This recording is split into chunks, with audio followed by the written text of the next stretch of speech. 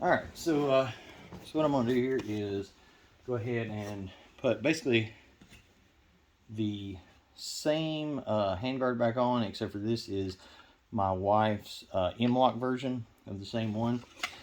And the only difference is the size of the slots.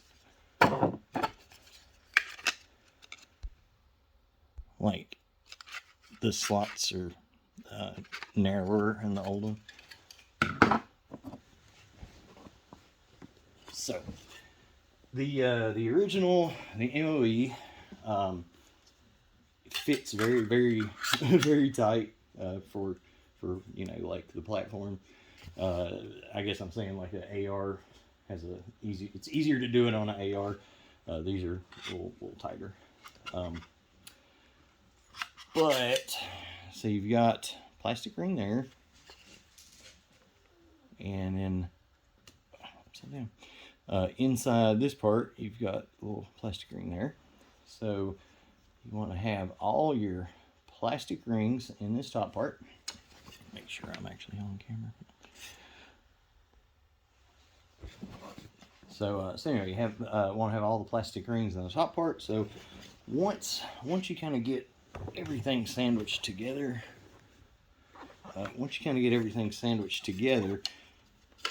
it's gonna be like that, right?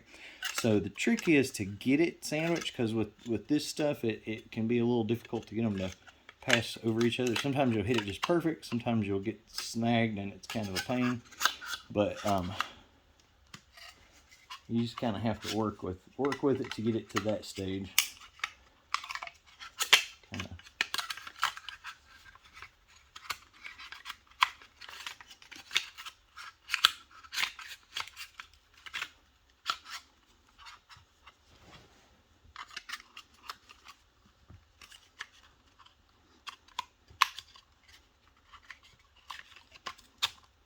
So what kind of helps is to start lower and put them together. See how far down I am on the delta ring here. So if you're down that far, and you can start getting them pretty easily to start going, and then advance them on up. And it's real important. Sometimes you have to give a little bit of help, but it's real important to make sure all that plastic around there is in that ring.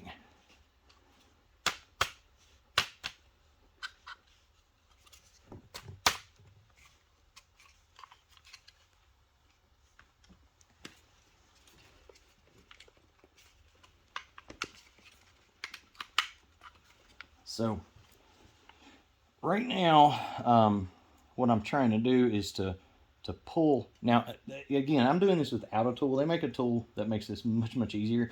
I'm just showing you guys, if you're going to put a handguard on one time and you don't want to waste money buying a tool for one thing, you don't have to have a tool. But anyway, you're going to pull back on it like that, squeeze it together, boom. That actually looks pretty cool, don't it? So basically, one of her ARs is all purpled up and pretty cool looking, actually. She don't let me touch it usually, but all right, bye.